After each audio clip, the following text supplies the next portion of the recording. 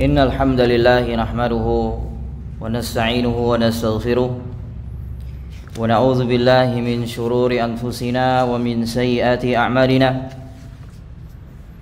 من يهده الله فلا مضل له ومن يضلل فلا هادي له أشهد أن لا إله إلا الله وحده لا شريك له وأشهد أن محمدا عبده ورسوله يا أيها الذين آمنوا اتقوا الله حق تقاته ولا تموتن إلا وأنتم مسلمون يا أيها الناس اتقوا ربكم الذي خلقكم من نفس واحدة وخلق منها زوجها وبث منهما رجالا كثيرا ونساء واتقوا الله الذي تساءلون به والأرحام إن الله كان عليكم رقيبا يا أيها الذين آمنوا اتقوا الله وقولوا قولا سديدا يصلح لكم أعمالكم ويغفر لكم ذنوبكم ومن يطع الله ورسوله فقد فاز فوزا عظيما أما بعد فإن أصدق الحديث كتاب الله وخير الهدي هدي محمد صلى الله عليه وسلم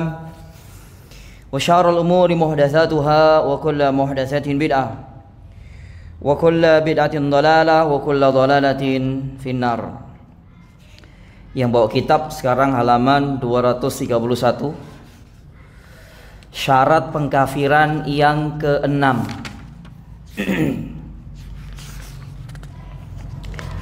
Setelah kita membahas syarat yang kelima secara panjang lebar, yaitu mengetahui dan penghalangnya adalah bodoh. Bodoh di sini perlu untuk diperinci, tidak mutlak, yaitu bodoh dalam perkara-perkara syubhat, bukan bodoh dalam perkara-perkara yang jelas, yang zahir.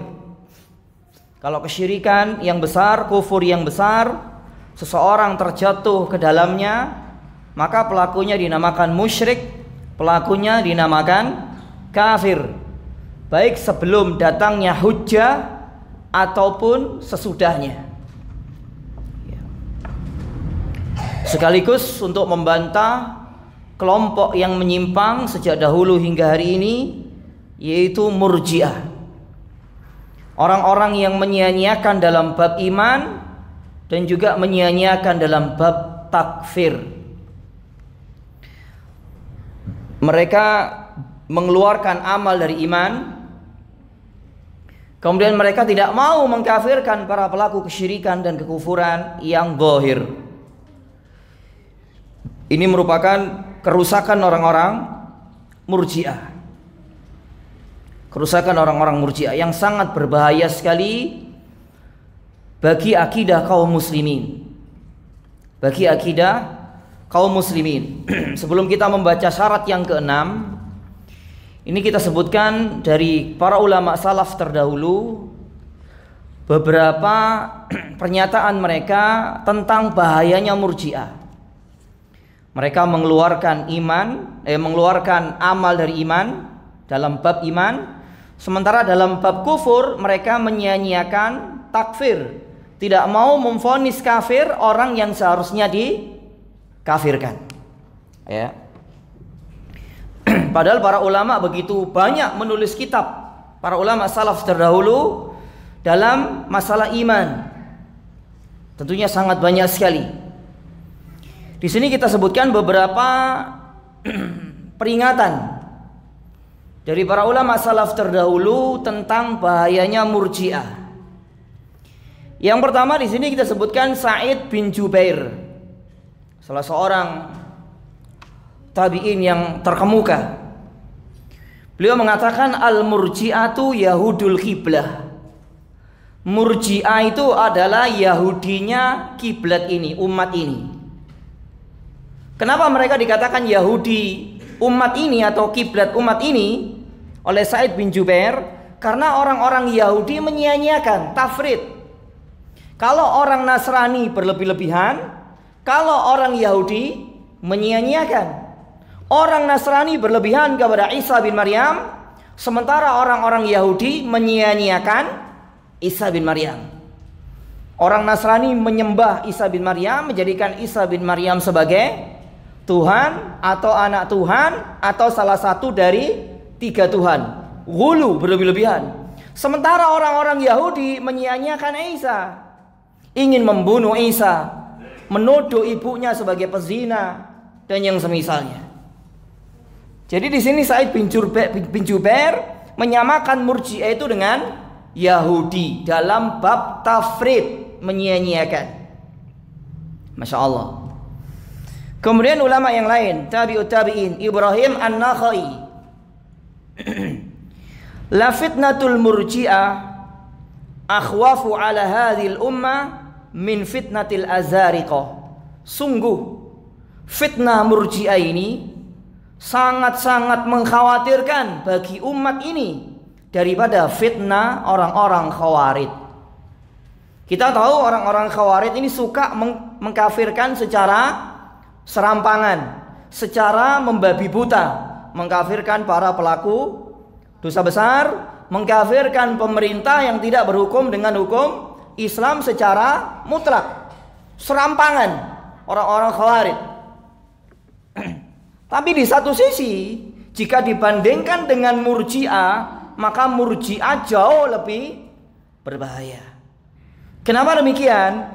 Kalau orang-orang yang mengkafirkan serampangan, meskipun kita tidak membenarkan mengkafirkan serampangan ya, kita sama sekali tidak membenarkan memvonis kafir orang lain secara serampangan. Itu batil, itu sesat.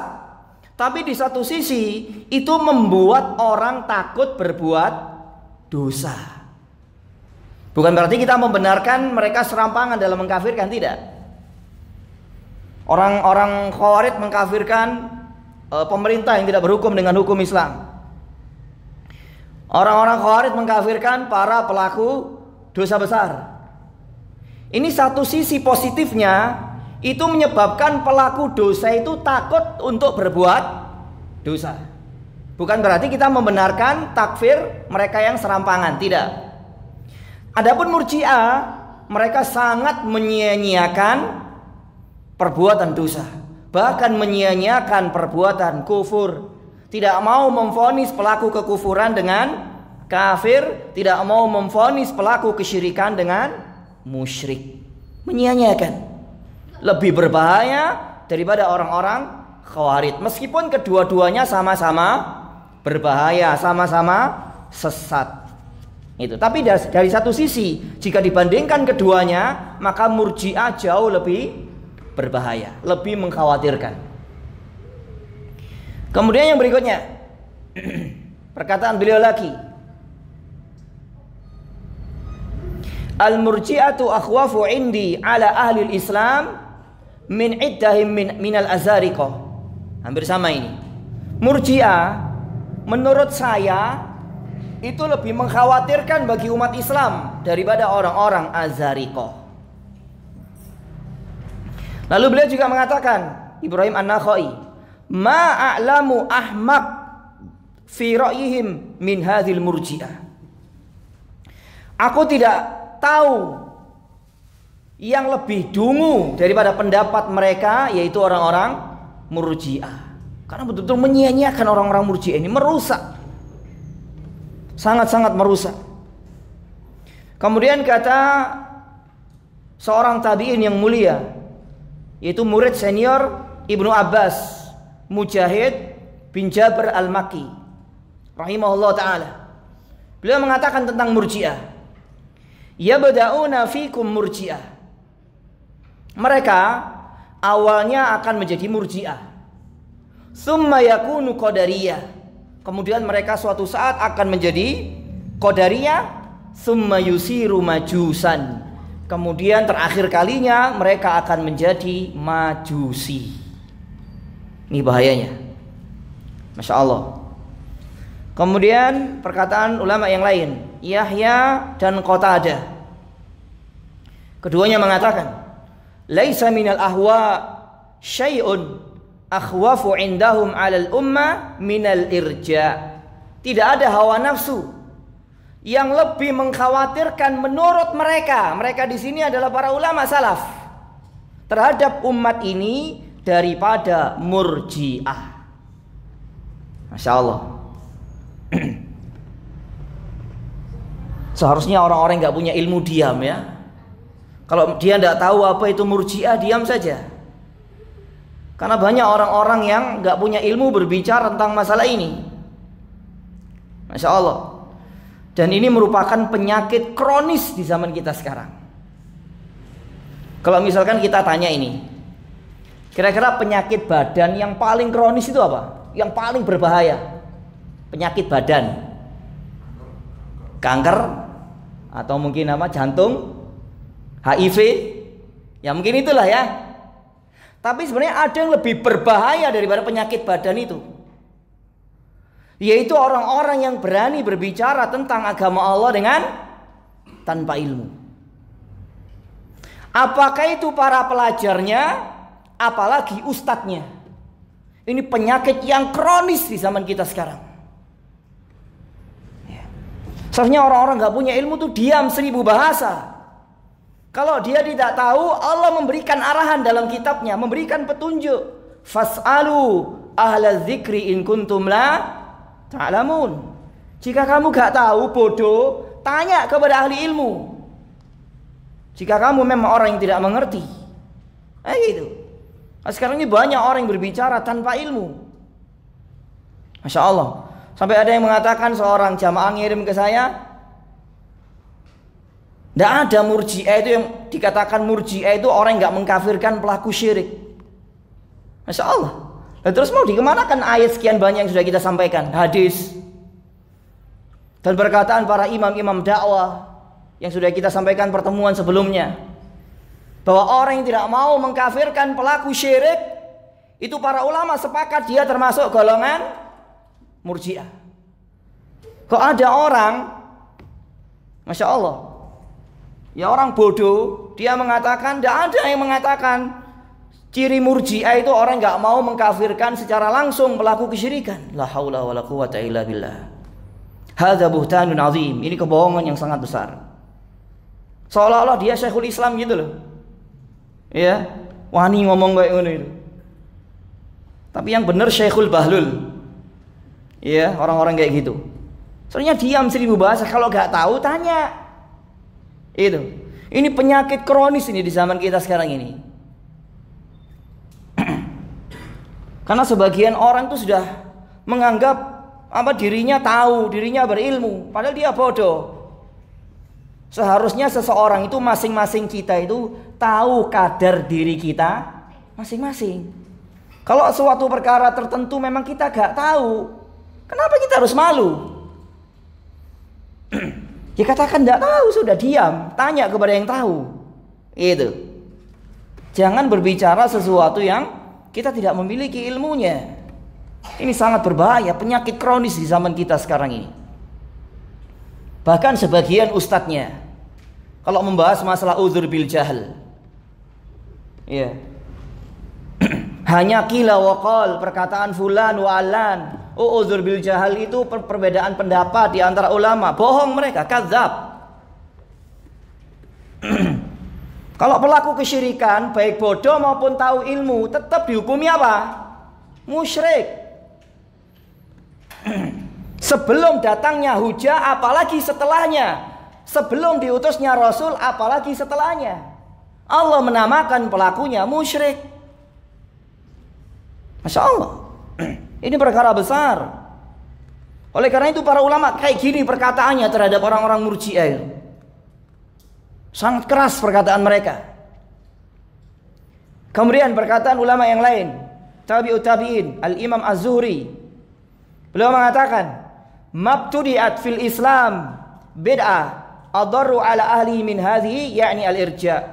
Tidak ada satu bid'ah yang lebih berbahaya terhadap umat Islam daripada bid'ahnya irja', orang-orang murji'ah.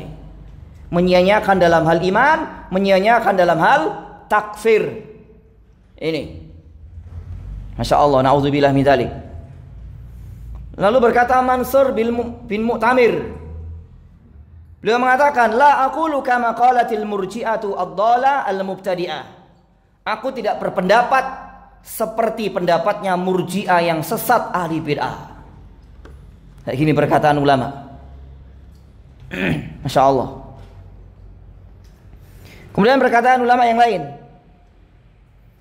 Malik bin Anas, Imam Darul Hijrah, gurunya Imam Syafi'i, rahmatullahi alaihim jami'an. Imam Malik pernah ditanya, atau anna rajulan bil Madinah yuqalu lahu Abul Jauriyah. Pernah ditanya tentang seseorang yang dia juga penduduk Madinah yang bernama Abul Jauriyah. Yarul irja, dan dia memiliki pendapat-pendapat murji'ah. Faqala Malik bin Anas, lalu berkata Malik bin Anas, la tunakihuhu, jangan kamu menikahkan wanita-wanita kalian dengan Abul Jauriyah ini. Sampai kayak gitu. Masya Allah. Ini kalau bagi orang nggak punya ilmu dianggap keras, dianggap ini terlalu kaku, terlalu berdalam-dalam dengan masalah murji'ah, dengan masalah uzur bil jahl. Masya Allah. Seandainya seseorang ngerti sedikit saja ilmu agama ini, dasar-dasar pokok ilmu agama ini, tentunya seseorang tidak akan berani berbicara tentang agama Allah dengan tanpa ilmu.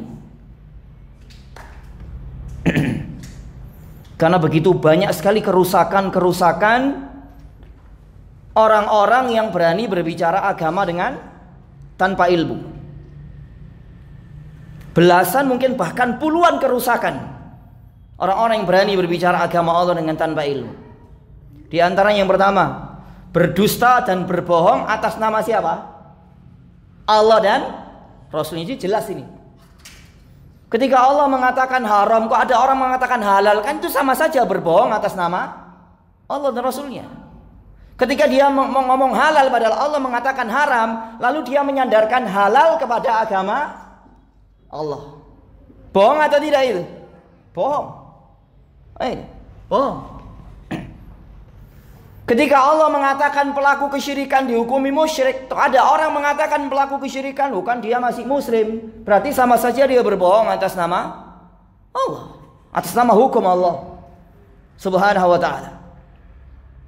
Kemudian kerusakan yang lainnya, berfatwa di tengah-tengah manusia dengan tanpa ilmu. Ini kerusakan yang kedua. Dan orang-orang semacam ini didoakan kebinasaan oleh Nabi SAW. Seperti yang sering kita sampaikan hadis ya, orang yang memfatwakan orang yang sakit kepalanya, ketika dia mau bersuci, dia tetap dianjurkan untuk mandi. Ya. Lalu dia mati. Terdengarlah berita itu sampai kepada Nabi yang mulia SAW. Lalu apa kata beliau? Mereka telah membunuhnya. Qatalahumullah wa qatalu. Semoga Allah membinasakan mereka dan mereka telah membunuhnya. Coba. Ini kerusakan yang kedua. Kerusakan yang ketiga, akan bisa mengakibatkan dosa jariyah bagi orang-orang yang mengikuti orang yang berfatwa berbicara agama dengan tanpa ilmu. Misalkan ini saya ngomong, musik itu hukumnya halal, jangan semua terima, semuanya halal, ikut semua meyakini apa yang saya sampaikan. Sementara apa yang saya fatwakan, saya sampaikan bertentangan dengan Al-Quran dan Sunnah bahwa musik itu adalah haram. Lalu jenengan mengikuti saya sampai meninggal dunia, dan saya juga sampai meninggal dunia. Ini akan mengakibatkan dosa yang menumpuk yang saya akan dapatkan nanti pada hari pembalasan. Ini dosa bahaya yang ketiga. Masya Allah, bahaya yang ketiga. Bahaya yang keempat, berbicara dengan tanpa ilmu tentang agama Allah dari satu sisi, itu lebih besar dosa daripada dosa syirik. Ini Allah abadikan di dalam surah Al-A'raf. Ketika Allah menyebutkan beberapa tahapan-tahapan dosa. Dosa kepada diri sendiri, dosa kepada orang lain, berbuat zalim, kemudian dosa berbuat syirik, kemudian ayat itu ditutup wa antakulu 'alallahi ma la ta'lamun. Ini sekitar ayat 36 atau 37 Al-A'raf. Dan engkau berbicara tentang Allah dengan tanpa ilmu. Di sini kata Al-Imam Ibnu Qayyim, dalam ayat ini Allah menyebutkan tahapan-tahapan dosa dari yang paling ringan sampai yang paling tinggi. Dan Allah menyebutkan yang paling tinggi berbicara tentang Allah dengan tanpa ilmu. Masya Allah. Na'udzubillah min dzalik. Ini masih 4 kerusakan dan tentunya kerusakan-kerusakan yang lainnya. Kerusakan-kerusakan yang lainnya. Dan juga di antara kerusakannya adalah bahwa dia termasuk golongan orang-orang penipu. Penipu. Karena dia menyandarkan kepada agama Allah. Dia ngomong A, syariat Allah mengatakan B. Terus disampaikan kepada banyak manusia. Bukankah ini lebih tepat dikatakan pelakunya sebagai penipu, menipu umat? Dan Nabi SAW mengatakan, "Laisa minna man ghasyana falaisa minna." Bukan termasuk golongan kami orang yang menipu kami. Insyaallah. Juga di antara kerusakan yang lainnya, dia termasuk gerombolan ruwai bidah. Orang-orang yang berbicara di hadapan kaum muslimin tentang perkara kaum muslimin dengan tanpa ilmu. Berat loh ini ya. Berat. Ini penyakit kronis pada zaman kita sekarang. Ya, yang hampir-hampir menjangkiti mayoritas kaum muslimin. Ya, baik itu pelajarnya, orang awamnya, termasuk ustadznya. Ini kita harus hati-hati. Kita harus hati-hati. Dan tentunya masih banyak sekali nasihat-nasihat para ulama tentang bahayanya orang-orang Murji'ah. Orang-orang Murji'ah. Ini. Kalau dalam bab takfir ini memang kita banyak membantah orang-orang Murji'ah. Meskipun juga kita membantah orang Khawarij yang serampangan dalam mengkafirkan. Tapi Murji'ah juga tidak luput kita akan membantah kerusakan mereka. Itu. Syarat yang keenam, ada mutakwil, tidak adanya takwil, dan penghalangnya adalah wujudut takwil. Syarat yang keenam ini dalam bab pengkafiran orang tertentu ini dalam perkara-perkara yang samar, perkara-perkara khafiyah. Kalau ada orang melakukan kekafiran itu perkara-perkara yang samar, maka tidak boleh kita mengkafirkan pelakunya. Contoh seperti seseorang yang mengingkari sifat-sifat Allah, tapi mereka mengimani nas. Bisa kita kafirkan pelakunya? Bisa atau tidak? Nggak bisa. Ya, dia mengimani istawa 'alal arsh, tapi dia memahami istawa istaula. Bisa nggak kita mengkafirkan pelakunya? Tidak bisa. Ini yang perlu untuk ditegakkan hujjah. Iya, ditegakkan hujjah. Dijelaskan dari Al-Quran dan Sunnah dan pemahaman salafus soleh. Yang dimaksud istawa, ala wartafa'a. Allah tinggi di atas ars, bukan menguasai ars. Setelah ditegakkan hujjah, dia membangkang tetap dalam pendiriannya, maka kita kafirkan pelakunya. Nah, seperti itu. Seperti juga perkara-perkara samar orang-orang Murji'ah yang tidak mau mengkafirkan siapa? Pelaku kesyirikan. Kita tegakkan hujjah kepada orang-orang Murji'ah. Ini loh dalil Quran, Sunnah dan ijma' bahwa pelaku kesyirikan agama menghukumi pelakunya musyrik.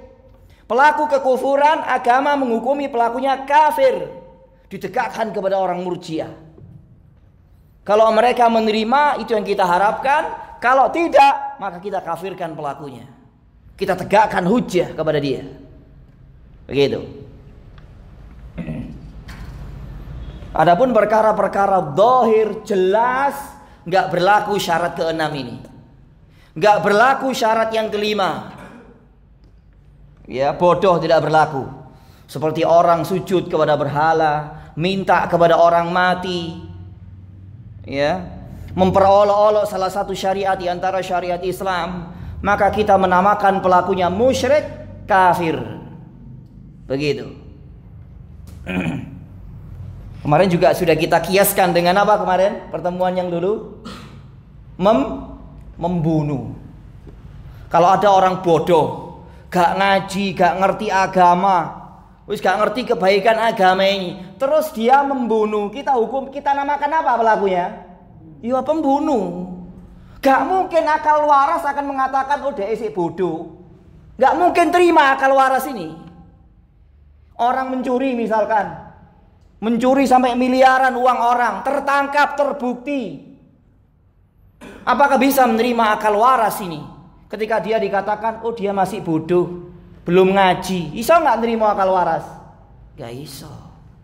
Apalagi kesyirikan, perkara yang paling jelas dalam agama, yang paling banyak ditahdzir oleh Allah dan Rasulnya, masalah syirik, masalah kufur.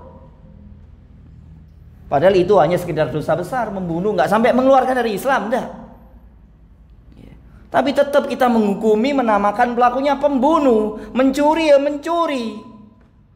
Ya. Perzina kita katakan pezina. Kan nggak mungkin orang pezina kita kasih uzur. Ono nggak kira-kira? Itu loh wanita-wanita yang kerja malam hari itu. Oh barangkali dia masih bodoh, mungkin nggak? Nggak mungkin. Akal waras nggak akan bisa nerima. Kalau dia berzina, meskipun dia gak ngaji, gak ngerti ilmu agama, dia berzina, kita hukumi pelakunya berzina. Nah itu. Lah kalau syirik kenapa tidak dihukumi musyrik? Ini rusaknya orang-orang Murji'ah. Ya. Jadi kalau kita bertemu dengan orang Murji'ah atau murid-muridnya, kita kiaskan dengan dosa besar. Iya. Kita kiaskan dengan dosa besar. Lek didik-didik kena syubhat takwil, didik-didik bodoh. Ya wis gak ono penjarai wong iya. Itu, sepi penjarai. Orang berbuat kejahatan wis saenake dhewe. Karena menurut Murji'ah mereka orang-orang bodoh. Itu. Wis gak ono sini kayak hukuman gak ono. Itu. Masyaallah, naudzubillah min dzalik. Sangat-sangat merusak. Sangat-sangat merusak mereka. Oleh karena itu agama kita ini berjalan sesuai dengan fitrah manusia, sesuai dengan akal sehat manusia. Karena agama ini datang dari pencipta manusia. Terus kita lanjutkan, yakni bahwa ahlu sunnah memberikan uzur bagi siapa saja yang menyelisih ahlu sunnah dari kalangan ahli takwil. Maka barang siapa yang melanggar bid'ah ini karena suatu takwil, maka wajib bagi kita ahlu sunnah tidak menghukuminya dengan kekafiran sehingga ditegakkan hujjah atasnya. Ini baru benar ya. Ini untuk perkara-perkara apa tadi? Khofiyah, samar. Ya, nggak perlu kalau syirik, nggak perlu, udah ada ini syarat ini. Ya, nggak ada. Orang bodoh nggak masuk syarat ini. Pelaku syirik bodoh nggak bodoh, terkena syubhat takwil tetap dikafirkan. Itu, tetap dikafirkan. Beda dengan perkara yang samar. Itu. Ini perincian ini tidak dipahami oleh orang Murji'ah. Tidak dipahami. Dan jika Anda telah mengetahui hal ini, maka kita tidaklah menghukumi kafir salah seorang dari kalangan ahli bid'ah kecuali dengan terkumpul dua syarat. Bahwa dalil yang pertama, bahwa dalil tegak atasnya bahwa bid'ahnya termasuk bid'ah mukaffirah. Yang kedua, bahwa tegak terpenuhi syarat-syarat takfir muayyan, mengkafirkan pelakunya dan hilang penghalang-penghalangnya. Kalau sudah ditegakkan hujjah, dia tetap dalam pendiriannya, bid'ah mukaffirahnya, maka kita kafirkan. Gitu. Seperti orang-orang yang mengingkari sifat Allah di atas semua makhluknya, di atas langit, di atas arsy. Ini karena syubhat takwil. Ya. Kita tegakkan hujjah dulu. Kalau mereka tetap menentang, tetap mengingkari Allah tidak di atas, maka kita kafirkan. Gitu. Maka barang siapa yang tidak terpenuhi syarat-syarat tersebut, atau kita tidak dapat menetapkan syarat-syaratnya, maka kita tidak boleh serta-merta langsung menghukuminya kafir, karena dia telah tetap keislamannya dengan yakin. Oleh karena itu di sini kita sebutkan satu kaidah yang sangat besar dari apa yang disebutkan oleh ulama tentang orang-orang yang mentakwil sifat-sifat Allah. Di sini ada satu kaidah besar, man ankara sifatan, barang siapa mengingkari salah satu sifat min sifatillah, dari sifat-sifat Allah, inkara takdzibin wa juhudin fahuwa kafir, dengan pengingkaran, mendustakan dan mengingkari, maka pelakunya kafir. Nasnya diingkari, nasnya.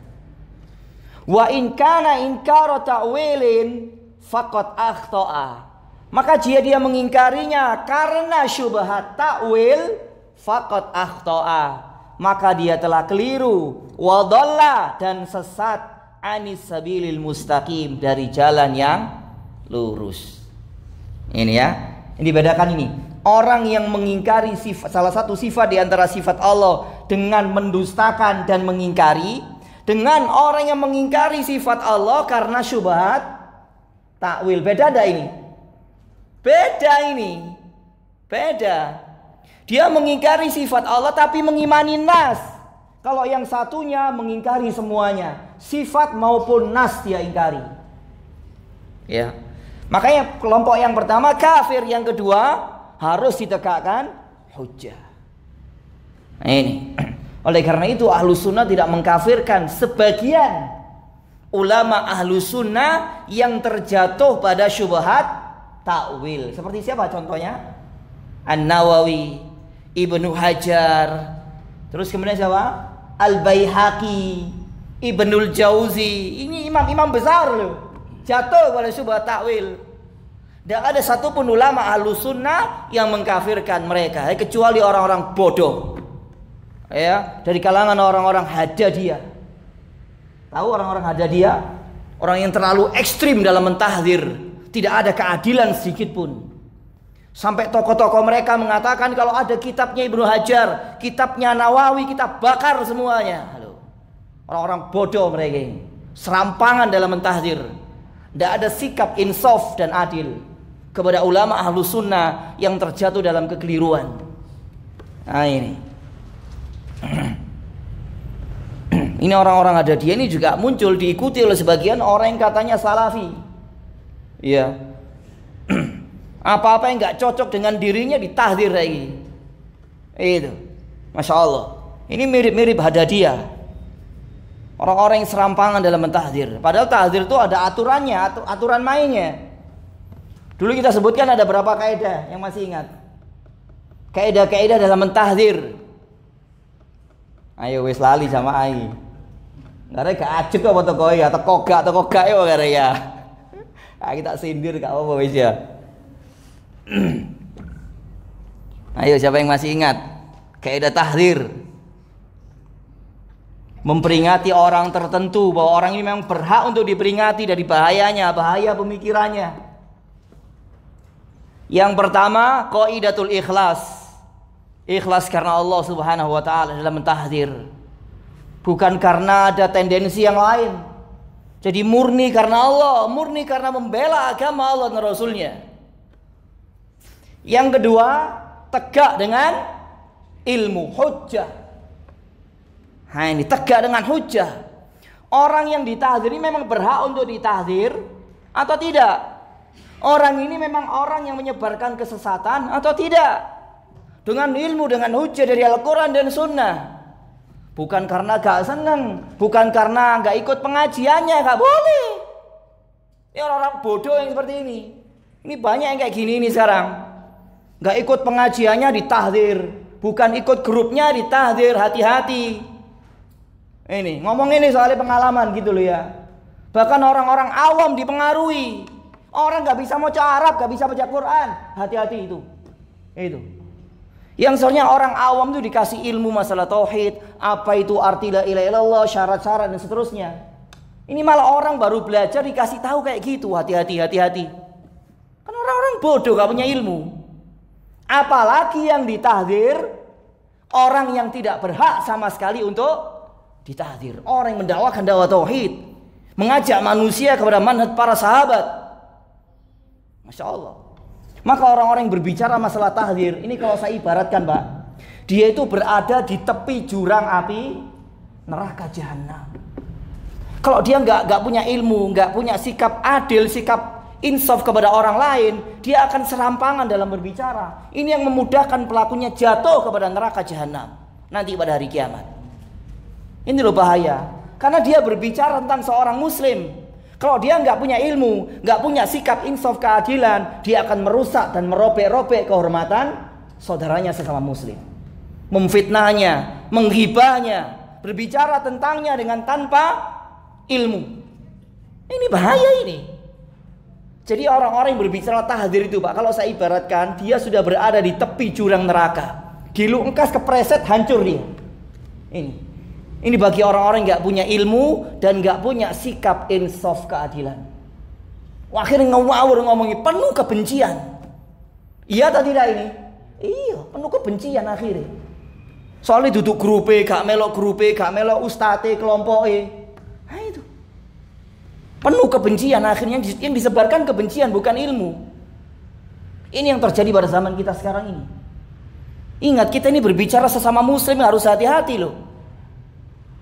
Orang muslim yang baik itu adalah orang muslim yang lain selamat dari gangguan lisan dan tangannya. Al-muslim man salimal muslimuna min lisanihi wa yadihi. Rawahu Muslim. Orang muslim yang baik itu adalah orang muslim yang lainnya selamat dari gangguan lisan dan tangannya. Ini. Kemudian kaidah yang ketiga, qaidatul adl. Adil, insaf. Gak boleh serampangan, gak boleh penuh kebencian. Ini gak boleh. Kalau seandainya kita benci kepada orang yang kita tahdir, kita juga harus bersikap insaf. Ini Allah ingatkan dalam kitabnya, la yajrimannakum syana'anu qaumin ala alla ta'dilu i'dilu huwa aqrabu littaqwa. Jangan sekali-kali kebencianmu kepada suatu kaum membuat kamu tidak berlaku adil. Berbuat adillah loh. Meskipun kepada orang sih gak sewenangnya pol, tetap kita berbuat adil. Hatta itu orang kafir. Agama kita membolehkan gak memfitnah orang kafir? Gak boleh sama sekali. Apalagi saudara kita yang masih muslim. Si muslim, si sholat, si syahadat. Ada kekeliruan, kita jelaskan kekeliruannya. Itu lek kano kekeliruan yo ojo ditahdir ngono lho. Ini banyak ini para pemuda-pemuda yang baru ngaji-ngaji itu. Semangat tapi bodoh. Ya, gak duwe ilmu.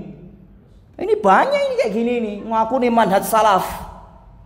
Pokoknya macak jenggoten kado cingkrang manhaj salaf. Itu padahal bodoh mereka ini. Saya tahu sebagian mereka gitu loh. Wong sebagian mereka dulu tak ajari ilmu kok. Itu. Tapi kayak gitu balasannya. Gurune dhewe di tahdir.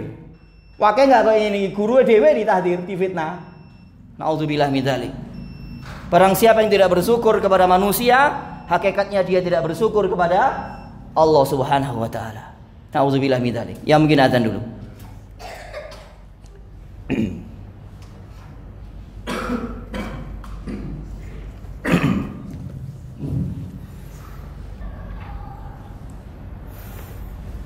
Kita lanjut sedikit. Kaidah yang keempat, yang ditahdzir adalah penyimpangan dan kesesatannya. Ini 4 kaidah yang harus kita pegangi dalam masalah tahdzir. Dalam masalah membantah. Jadi jangan karena kebodohan, karena gak seneng, karena gak ikut grup kita, kelompok kita, pengajian kita ditahdzir. Padahal kenal yoga kadang itu. Kenal wonge lho ora, kadang ditahdzir. Kenal sama orangnya yang ditahdzir itu udah kenal. Sebagian orang kalau ditahdzir, hati-hati. Masya Allah, Anda berbicara saudara Anda loh sesama muslim. Masya Allah. Terus kemudian kita lanjut di sini. Sebagian ulama mengatakan yang dimaksud takwil adalah bahwa seorang muslim melanggar perkara kekafiran, yaitu perkara-perkara samar. Dan dia meyakini hal itu sebagai perkara yang disyariatkan atau perkara yang dibolehkan. Dan dia memandang berdasarkan apa yang dia pahami adalah benar. Maka jika ada seorang muslim meyakini atau melakukan atau berkata tentang perkara yang dapat mengeluarkan dari agama, yaitu dari perkara-perkara samar, sementara padanya ada syubhat takwil, dan ada suatu permasalahan yang dia bawa atau dia pikul berupa takwil, maka sesungguhnya dia diberikan uzur dengan sebab itu. Jadi gak boleh langsung divonis kafir. Gitu. Lalu di sini kita nukilkan perkataan Syekhul Islam Ibnu Taimiyah. Sesungguhnya ahli takwil yang dia bermaksud mengikuti Rasulullah SAW. Ini seperti sebagian imam-imam besar ahlu sunnah yang jatuh pada syubhat takwil, mentakwil sifat-sifat Allah karena terpengaruh dengan ahli bid'ah, terpengaruh dengan orang-orang Asy'ariyah. Ini. Maka tidak boleh dia dikafirkan dan juga tidak boleh baginya dikatakan fasik apabila dia berijtihad kemudian ijtihadnya salah. Dan ini adalah perkara yang dikenal di tengah-tengah manusia dalam permasalahan-permasalahan amaliyah. Dan adapun dalam permasalahan-permasalahan akidah, maka kebanyakan dari manusia langsung serta-merta menyatakan kafir orang yang melakukan kesalahan. Ini seperti orang-orang Khawarij. Kalau di zaman kita sekarang Hajjajiyah yang keras mentahdzir Ibnu Hajar sama An-Nawawi. Masya Allah. Karena dianggap menyimpang ahli bid'ah, dibakar saja kitab-kitabnya. Ini zalim yang seperti ini, tidak ada sikap insaf keadilan sama sekali. Masya Allah. Dan adapun dan ini adalah ucapan yang tidak dikenal oleh seorang pun dari kalangan para sahabat dan orang-orang yang mengikuti mereka dengan baik, dan tidak dikenal dari kalangan para imam-imam kaum muslimin. Dan sesungguhnya pada asalnya itu adalah ucapan-ucapan ahli bid'ah, yakni orang-orang yang melakukan bid'ah langsung dikafirkan karena menyelisih mereka seperti Khawarij, Mu'tazilah dan Jahmiyah. Oleh karena itu kenapa Imam Ahmad tidak mengkafirkan 3 khalifah yang menghukum dia, menyiksa dia, memenjarakan dia? Sebabnya apa? Karena syubhat takwil. Tidak mengkafirkan Al-Ma'mun, tidak mengkafirkan 2 khalifah setelahnya, Mutawakkil, dan yang satunya siapa itu namanya? Ya satu lagi itu ya. Pada khalifah yang keempat akhirnya mengikuti ahlu sunnah. Imam Ahmad tidak mengatakan kafir, meskipun keyakinannya kafir, mengatakan Al-Quran makhluk karena adanya syubhat ta'wil. Nah, ini. Kemudian Syekh Abdurrahman As-Sa'di rahimahullah mengatakan, sesungguhnya ahli ta'wil dari kalangan ahli kiblat yang mana mereka sesat atau mereka salah dalam memahami nas Alkitab dan Sunnah. Bersamaan dengan itu mereka beriman kepada Rasulullah SAW. Ini bahayai. Dia sangat tulus imannya, sangat tulus cintanya kepada Rasul, tapi salah dalam memahami sebuah nas tertentu dalam permasalahan yang samar. Gak boleh kita kafirkan gegabah, gak boleh. Dan membenarkan setiap yang datang dari beliau SAW adalah hak. Akan tetapi mereka telah salah pada sebagian permasalahan-permasalahan akidah atau permasalahan amaliyah. Maka Alkitab dan Sunnah menunjukkan bahwa itu tidaklah mengeluarkan mereka dari agama dan tidak dihukumi dengan hukum kafir. Dan hal ini telah disepakati para sahabat radhiyallahu anhum, tabi'in dan orang-orang setelah mereka dari kalangan para imam salaf. Dan beliau telah merinci, ini terakhir. Beliau Syekh Abdurrahman As-Sa'di merinci permasalahan takwil ini sebagai berikut. Ada 3. Bahwa ahli bid'ah yang terjadi pada kekafiran karena takwil ada 3 golongan.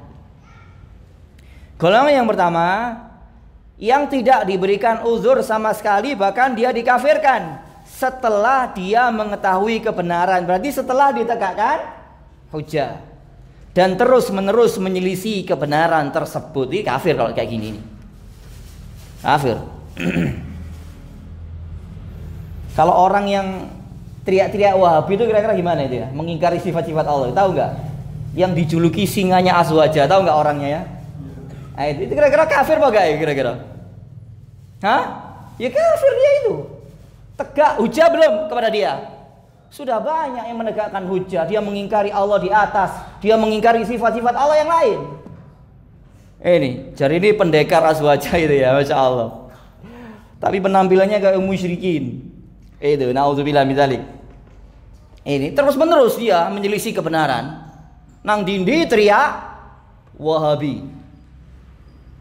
Bahkan dia berfatwa jangan anak-anak muslimin disekolahkan di pondok-pondok Wahabi, ya enggak? Pernah dengar ya itu? Masya Allah. Berfatwa tanpa ilmu, penuh kebencian, penuh dendam. Tidak ada ilmu sama sekali. Tidak ada sikap keadilan sama sekali. Masya Allah. Itu belum kerusakan-kerusakan dia yang lain. Yang kedua, orang yang berdosa karena tidak adanya orang yang mengingatkan tentang kebenaran. Ini seperti imam-imam terdahulu. Tidak ada yang mengingatkan karena dia hidup di komunitas ahli bid'ah. Seperti Ibnu Hajar, An-Nawawi, Al-Baihaqi, Ibnul Jauzi. Tidak ada yang mengingatkan. Diingatkan baru generasi setelahnya. Seperti zaman kita sekarang, cuman sudah wafat orangnya, yaitu Syekh bin Baz, itu memberikan ta'liq, komentar catatan kaki terhadap kekeliruan Ibnu Hajar dalam kitabnya Fathul Bari. Juga ada ulama yang lain namanya Syekh Abdurrahman Al-Barraq, itu punya kitab khusus yang menyebutkan kekeliruan Ibnu Hajar dalam sifat-sifat Allah. Ada, kalau saya tidak keliru, 177 poin. Ibnu Hajar kekeliruan dalam sifat-sifat Allah. Dia mentakwil sifat-sifat Allah. Ini diingatkan generasi setelahnya jauh berabad-abad. Diberikan uzur yang seperti ini. Golongan yang ketiga, terkadang seseorang mendapatkan ampunan karena kejahilannya, sementara dia berusaha keras untuk mengetahui kebenaran, akan tetapi tidak ada seorang pun yang mengajarkan kebenaran tersebut kepadanya. Jadi poin kedua dan ketiga ini berhak para imam-imam ahlu sunnah yang terjatuh kepada syubhat takwil. Karena ada yang mengingatkan tentang kekeliruan mereka. Diingatkan setelah mereka sudah meninggal, dan itu jauh berabad-abad oleh Syekh bin Baz dan beberapa ulama yang lain kekeliruan mereka. Termasuk ulama ahli hadis besar abad ini yang jatuh pada syubhat takwil, Syekh Syuaib Al-Arnaud. Tahu ya Syekh Syuaib Al-Arnaud?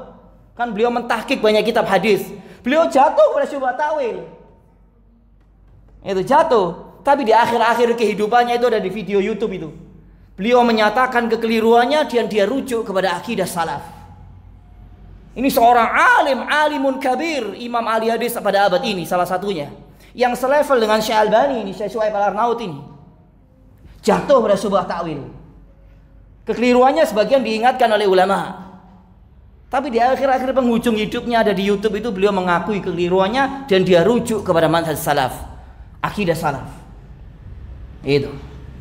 Keliru yang seperti itu diberikan uzur. Tapi kekeliruannya tetap harus diingatkan kepada umat. Ini keliru.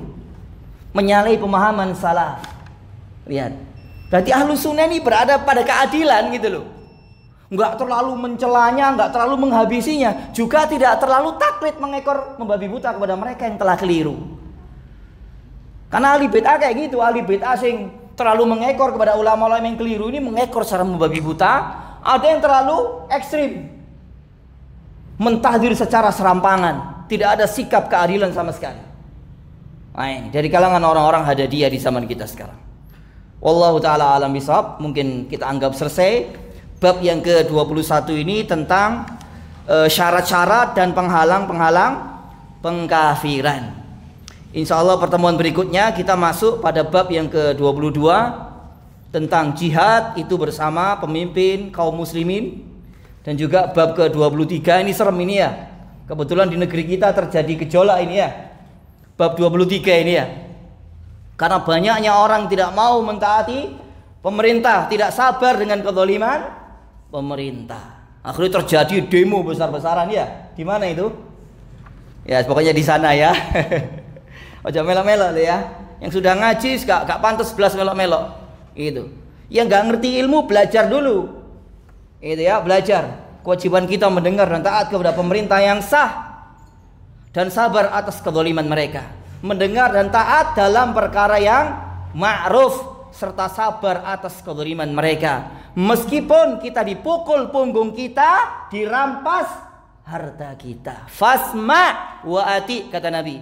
Maka tetap mendengar dan taat. Buantani ku sabda Nabi. Siapa yang berani bantai itu silakan sudah. Nanti Anda akan berhadapan dengan Nabi yang mulia sallallahu alaihi wasallam di akhirat. Itu. Soalnya wake wong sing keras kepala pengkoh dikandani hadis juga trimo. Wih pemimpin boleh mikir ayo jatuhkan, ayo revolusi. Oh, apa nih sing revolusi lho. Orang-orang gak karu-karuan blas. Ngono ngaku nek halus sunnah lah bohong gak kadzab mereka ini. Iya gak? Ono gak sing ngono iku? Wake sorban mana ya gak? Jari ini imam di negeri kita ini. Imam apa nih? Ya imam sesat iku ya. Itu. Wallahu taala ala bisawab. Ya mungkin sampai sini yang bisa kita bahas. Kurang lebihnya saya mohon maaf. Semoga bermanfaat, menambah iman, menambah ilmu. Semoga Allah menjadikan kita semua istiqamah di atas Islam, di atas sunnah, di atas tauhid, di atas manhaj para sahabat. Dan semoga Allah menutup usia kita masing-masing dengan husnul khotimah. Kita akhiri dengan doa kafaratul majlis. Subhanakallahumma wa bihamdika, asyhadu an la ilaha illa anta, astaghfiruka wa atubu ilaik. Assalamualaikum warahmatullahi wabarakatuh.